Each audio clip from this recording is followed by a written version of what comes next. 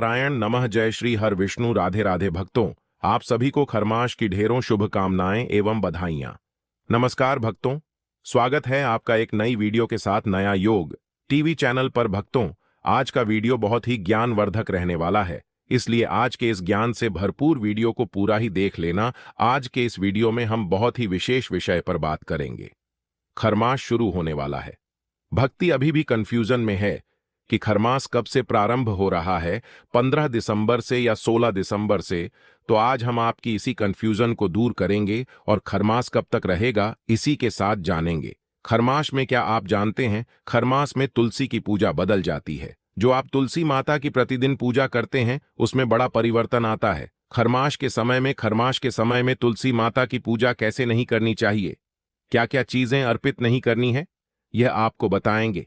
क्योंकि यह वस्तुएं अगर आपने अर्पित की खरमास में तो उसका दोष लगता है। साथ आपको यह बताएंगे कि रविवार के अलावा भी एक दिन है जिस दिन आपको खरमास में जल नहीं चढ़ाना चाहिए, माता तुलसी को, और प्रतिदिन की पूजा कैसे बदल जाती है, इसके विषय में भी आपको इस वीडियो के माध्यम से जानकारी प्रदान की जाएगी।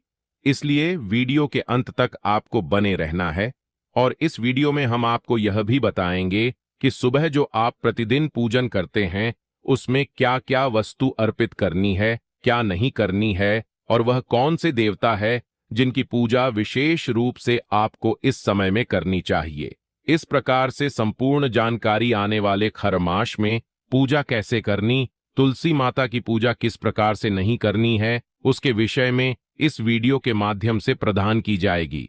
वक्त तो बात ऐसी है कि हमारा काम आपको एक सही सलाह और जानकारी देना है जिसका पालन करना आपका कर्तव्य है।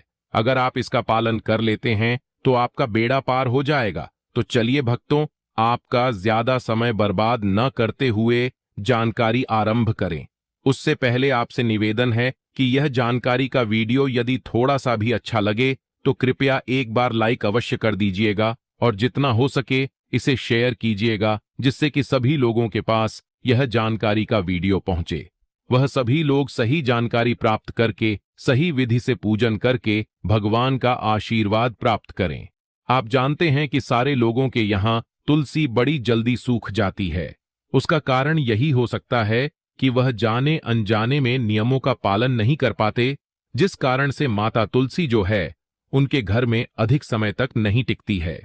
तो तुलसी को कैसे रखा जाता है इसके विषय में मैं पहले बता चुका हूं वीडियो के माध्यम से। यहां जो आज का हमारा मूल विषय है वह यह है कि खरमास में तुलसी पूजन हम कैसे करेंगे, वह कौन कौन सी चीजें हैं जो खरमास में अर्पित नहीं करनी है, और रविवार के अलावा वो कौन सा दिन है जिस दिन तुलसी पूजन या तुलसी को जल देना है। खरमास में माता तुलसी का आशीर्वाद प्राप्त करने के लिए, मां लक्ष्मी का आशीर्वाद प्राप्त करने के लिए कमेंट बॉक्स में अवश्य लिखिएगा जय मां तुलसी। माता के आशीर्वाद से धन धान्य के भंडार होंगे, मां लक्ष्मी आप पर प्रसन्न होंगी। भक्तों, अभी तक अपने चैनल को सब्सक्राइब ना किया हो तो जरूर ही कर लो, क्योंकि इस चैनल पर हम आपको सभी त्योहारों की सही शास्त्रीय जानकारी प्रदान करते हैं। कौन सी तिथि कब है, व्रत आदि कब करना है, क्या विधि है, नियम है, और क्या गलती नहीं करनी है। यदि आप सभी व्रत और त्योहारों की सही शास्त्रीय जानकारी पाते रहना चाहते हैं तो चैनल को सब्सक्राइब करना ना भूले और बेल आइकन को दबाना ना भूले, ताकि जो भी नई वीडियो अपलोड होगी उसके नोटिफिकेशन आपको आसानी से प्राप्त हो सके। तो आइए भक्तों, जानकारी आरंभ करते हैं। बात करते हैं कि कैसे तुलसी पूजन आने वाले इन 30 दिनों में खरमास में आप करेंगे। भक्तों, खरमास का जो समय होता है वह समय होता है जब सूर्य देव धनु राशि में प्रवेश करते हैं और जब मकर राशि में प्रवेश करते हैं, उसके बीच का समय यह लगभग 28 से 30 दिन का समय होता है। इसे खरमास कहते हैं क्योंकि इस समय पर सूर्य देव अपने गुरुदेव गुरु बृहस्पति के घर में वास करते हैं। ये जो दिन होते हैं खरमास के, इनको कुछ कामों के लिए बड़ा ही अशुभ माना जाता है, जैसे कि शुभ मांगलिक कार्य, शादी, विवाह, मुंडन, गृह प्रवेश, नए घर के निर्माण के लिए नियम, पूजन, ये जो है ना, यह कार्य इन दिनों में, अर्थात यह जो समय होता है खरमास का, इसमें पूर्ण रूप से प्रतिबंधित होते हैं। इन कार्यों को भूल के भी नहीं करना चाहिए। परंतु वही कुछ कार्य ऐसे होते हैं जो इस खरमास में ही जप, उन्हीं में से एक है दान पुण्य ब्राह्मण पूजा। ब्राह्मण को दान, गाय की सेवा, गरीबों की सहायता और तुलसी पूजन खरमास में किए जाए उतना कल्याण होता है। और देवताओं की अगर बात करें तो विशेष रूप से सूर्य की आराधना के लिए यह एक महीना सर्वोत्तम माना जाता है। पहले मैं आपको बता दूं संक्षेप में कि प्रतिदिन की जो पूजा है उसमें क्या परिवर्तन आ जाएगा, और फिर मैं तुलसी पूजन के विषय में आपसे बात करूंगा, क्योंकि तुलसी पूजन में बहुत बड़ा परिवर्तन होगा खरमास में प्रियगा। दर्शकों, प्रतिदिन जो आप अपने घर में पूजन करते हैं, आपने घर में मंदिर बना रखा होगा, भगवान को विराजमान करके रखा होगा, तो जो प्रतिदिन की पूजा पद्धति है उसमें आपको एक तो आवाहन पूजन जो है वह नहीं होता है। खरमास में देवताओं का आवाहन करके जो हम पूजन करते हैं उसकी मनाही इसलिए होती है क्योंकि इस समय पर देवगुरु बृहस्पति और सूर्यदेव, देखिए, देवगुरु बृहस्पति को तो आप प्रतिदिन की पूजा से अलग भी रख सकते, परंतु सूर्यदेव को अलग नहीं रख सकते। प्रतिदिन की पूजा में विशेष रूप से जिन 5 देवों की बात कही गई है ना, वह पंचदेवों में सूर्यदेव प्रमुख हैं। पंचदेव जिनकी हम प्रतिदिन पूजन करते हैं, शास्त्रों में कहा गया है कि प्रतिदिन बाकी किसी की पूजा करें या न करें, पंचदेव पूजन अवश्य करना चाहिए। तो यह जो पंचदेव हैं, इनकी शुरुआत सूर्यदेव से ही होती है। सूर्यदेव गणेश जी महाराज, मां आदिशक्ति दुर्गा, भगवान शंकर और भगवान विष्णु, यह पंचदेव कहे गए हैं।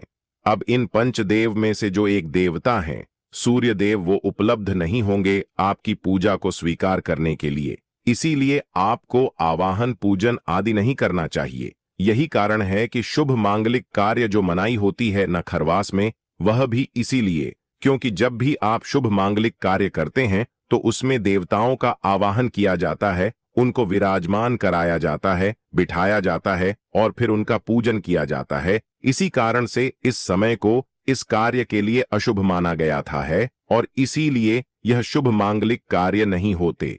यही ध्यान आपको प्रतिदिन की पूजा में भी देना है। सूर्य की आराधना अगर करनी है तो जल्दी जल दीजिए। जितना आप जल अर्पित करेंगे उत्तम है। आप उनके मंत्रों का जाप कीजिए। जितना आप मंत्र जप करेंगे उतना उत्तम है। जो सूर्य को जल देंगे, आप उस जल में जो लौटा होगा उस लौटे में थोड़ी सी रोली डाल लीजिए। लाल रंग का यदि पुष्प आपके पास हो तो लाल रंग का कोई फूल उसमें डाल लीजिएगा। ओम सूर्य देवाय नमः, ओम सूर्य देवाय नमः। इस मंत्र का जप करते हुए आप पूरे खरमास में सूर्य देव की आराधना कीजिए, अर्थात सूर्य देव को जल दीजिए। यही सूर्य की से बड़ी उपासना है खरमास में, सूर्य को जल देना। मंत्र का जाप और जल में जो वस्तुएं डालनी है वह मैंने आपको बता दी। इस पूजा के लाभ अनेक हैं। सूर्य जो है इन ग्रहों के राजा हैं। सूर्य के ऊपर जो तेज है ना, वह तेज आपको प्राप्त होगा। यह आपको राजा बनाने वाला ग्रह है। यदि आप इस समय में सूर्यदेव की आराधना करेंगे, सूर्यदेव को प्रसन्न करेंगे, तो आपके जीवन में एक अलग चमक आएगी। आपको एक स्थान प्राप्त होगा। प्रमुख स्थान कहां पे? आपके परिवार में जो लोग आपको पूछते भी नहीं है ना, वह भी आपको वैल्यू देने लगेंगे, आपको महत्व देने लगेंगे। समाज में आपका सम्मान होने लगेगा। आपका ऑरा बदल जाता है जब सूर्य आपके ऊपर कृपा करते हैं, अर्थात आप हर ओर प्रभावशाली दिखने लगते हैं। आपका प्रभाव बढ़ जाता है। इसीलिए सूर्य की आराधना करनी चाहिए और जितना हो सके इस खरमास में कीजिएगा, आपके लिए कल्याणकारी होगा। हम बात प्रतिदिन की जो पूजा है उसकी बात कर रहे हैं। तो प्रतिदिन की पूजा में भगवान को आप स्नान कराएंगे उसी विधि से जैसे आप स्नान कराते आए हैं। पहले मंदिर खोला आपने, मंदिर खोलने के बाद भगवान को पुष्प के द्वारा जल के छींटे दीजिए। पुष्प के आप सभी तस्वीरों को स्नान कराते हैं या नहीं कराते? अगर नहीं कराते हैं तो कराया कीजिए, और जो कराते हैं बहुत अच्छी बात है। आपके जो मंदिर के जो बर्तन हैं उनको अच्छे से साफ कीजिए।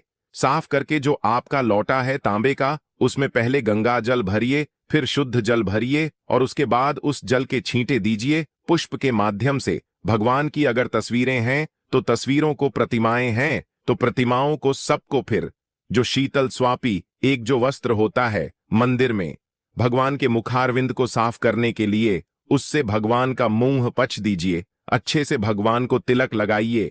यहां एक बात का ध्यान दीजिएगा कि जो लड्डू गोपाल जी अगर आपके घर में हैं और शालिग्राम राम जी आपके घर में है तो आप उनको प्रतिदिन अच्छे से स्नान करा सकते हैं।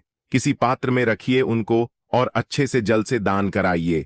उस जल का आप पान कर सकते हैं और उसे थोड़ा सा अवश्य